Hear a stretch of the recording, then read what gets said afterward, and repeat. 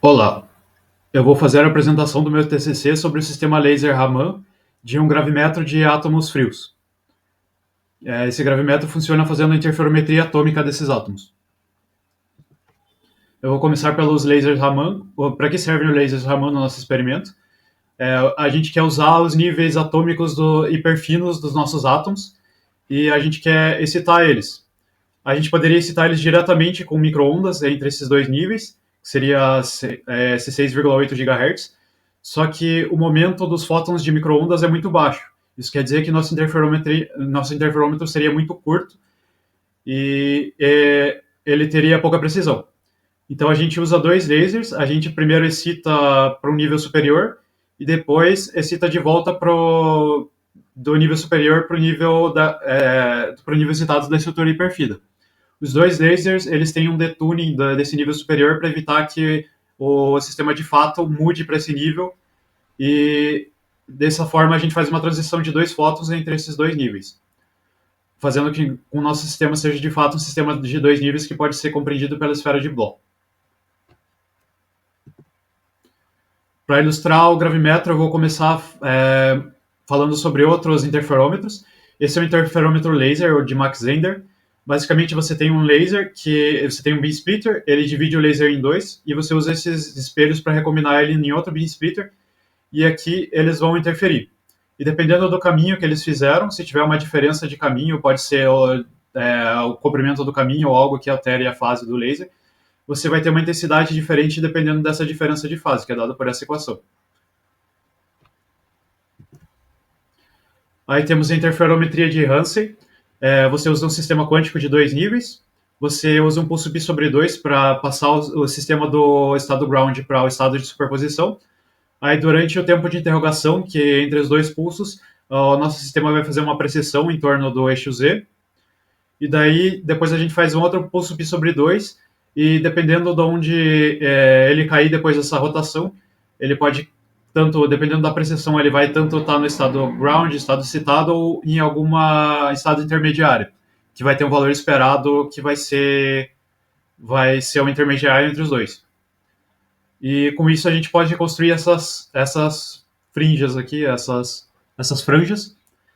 E a probabilidade de ele estar no estado excitado é dada por essa equação. Você vê que a gente multiplica o deture, que seria a diferença do laser que a gente usou para excitar com pulso pi sobre 2, do estado de fato de ressonância do átomo.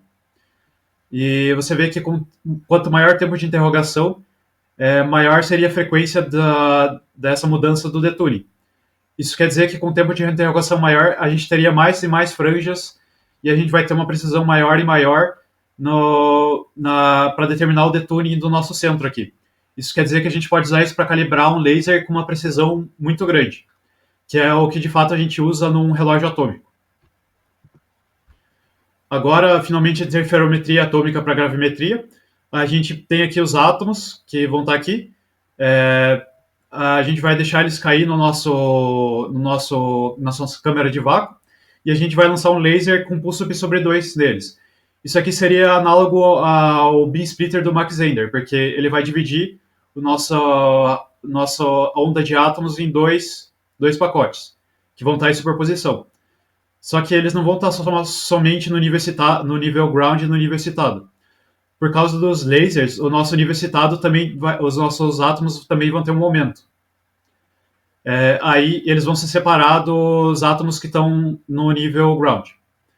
Depois a gente vai fazer um pulso pi. Esse pulso serve simplesmente para fazer com que os átomos mudem de direção. Então eles vão se trocar de lugar e ao invés de se afastar, eles vão se aproximar. Isso seria análogo aos espelhos no nosso interferômetro de Mach-Zehnder. E aqui a gente vai ter outro pulso pi sobre 2, que seria um outro beam splitter que vai recombinar esses átomos. E aí aqui na saída, a probabilidade de a gente medir o estado excitado vai depender da diferença de fase. Como os átomos estão caindo, eles vão percorrer uma distância.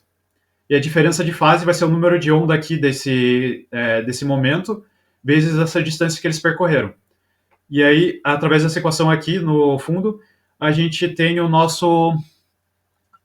probabilidade de medir esse estado excitado, que vai ser dado pela gravidade e pelo tempo porque a gravidade vezes o tempo ao quadrado é a distância que ele percorreu. Mas como a gente vai obter esse valor para a gravidade? A gente vai fazer um chirp na nossa frequência do lasers, que a gente vai aumentar com o tempo numa rampa a frequência desse laser. Isso, a gravidade, ela vai dar uma fase para os nossos lasers, e o chirp vai dar uma outra fase que vai agir nessa equação aqui. E se você tiver a mesma fase para os dois, você vai ter uma ressonância e ele vai ficar no estado ground sempre. Sempre nessa ressonância ele vai estar no estado ground. Mas como é que a gente visualiza essa ressonância? Aqui eu tenho as franjas de interferência para com diferentes chirps e para diferentes tempos de interrogação. Cada gráfico aqui é um tempo de interrogação diferente. Você vê que, como no Ramsey, na interferência Ramsey, quanto maior o tempo de interrogação, aqui 4.000 microsegundos, você vai ter franjas mais finas. E aqui na nossa ressonância, a gente sempre vai ter no estado ground. Você pode identificar a ressonância porque todas as franjas vão estar no estado ground no mesmo local. E você pode usar, determinando o local de ressonância, você usa a franja com maior precisão para determinar o valor da gravidade, através dessa equação aqui que vai relacionar as duas fases. Aqui nós temos o nosso chirp factor, que vai dar que está nesse eixo do gráfico, e daí você usa isso usando o momento usando o chirp factor e o momento que o laser dá, que seria 2π sobre... Seria o número de onda, basicamente, né? O 2π sobre o comprimento de onda dos lasers, você obtém o valor da gravidade com essa precisão. A gente poderia ter ido além, mas a gente não estava realmente com essas medidas obtendo um valor preciso para a gravidade, a gente estava testando o equipamento. Aqui é o squeezing, que é algo que a gente quer implementar no nosso experimento para aumentar ainda mais a precisão, que é basicamente você pegar... Aqui você tem um estado coerente com duas variáveis quânticas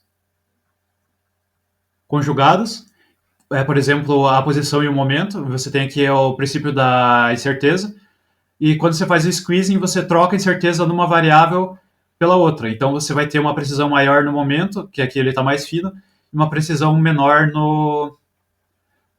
na posição. Você pode visualizar isso aqui na esfera de Bloch. Daí aqui temos o nosso amplificador em cone. Ele é basicamente, que foi o que eu implementei no sistema, ele é um meio a ganho de laser, só que ele não tem cavidade, então você passa o laser aqui e ele amplifica o laser. Como ele é um chip semicondutor, ele é mais fino do que ele é largo. Então isso faz com que ele tenha um astigmatismo. Para corrigir isso, a gente pode usar duas lentes cilíndricas ou uma lente esférica e uma lente cilíndrica, que foi o caso.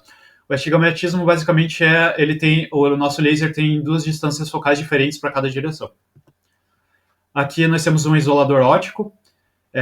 Ele vai usar um cristal de Faraday que vai gerar a polarização do nosso laser e dois polarizadores para evitar que o laser passe na direção contrária. Na direção de frente ele vai vir pelo polarizador, vai ser rodado e vai ter a polarização correta para sair. E aqui na volta ele entra pelo polarizador e é rodado na direção incorreta para passar pelo polarizador, então ele é bloqueado na volta.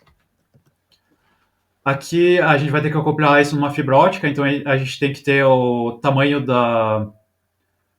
do facho laser correto e tem que ter a colimação correta para focalizar ele dentro da nossa fibra ótica. Aqui está a build do meu amplificador em cone, aqui está o amplificador. Aqui são os dois lasers, a gente vai amplificar os dois ao mesmo tempo no nosso amplificador. A gente usa esse beam splitter para combinar eles. Eles vêm por esses espelhos aqui, entram no amplificador. Aqui está a lente cilíndrica, a lente esférica está dentro da caixa do amplificador. E a gente vai corrigir aqui o astigmatismo. Aqui está o isolador, depois ele vem aqui e vai sair pela fibra aqui. Aqui tem um telescópio para corrigir a largura do laser e um polarizador para corrigir a polarização. Depois eu fiz também uma trava offset para o laser, que basicamente você coloca os dois lasers no photodiode, você vai ter o batimento aqui dos lasers, e pela frequência desse batimento, você converte ela para uma tensão e põe no controlador com o entregador para corrigir a corrente e o piezoelétrico da cavidade do laser.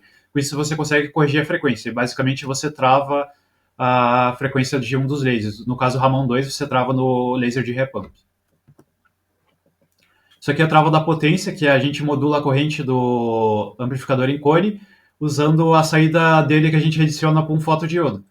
Você pode ver aqui nas variações de Allen que aqui tá sem a trava de amplitude, a trava de potência do laser, e você vê que aqui está uma escala log, e uma ordem de grandeza abaixo, com a trava você tem a variância aqui. Isso seria a variância Allen. Então você ganha uma ordem de grandeza na variância e você tem um laser mais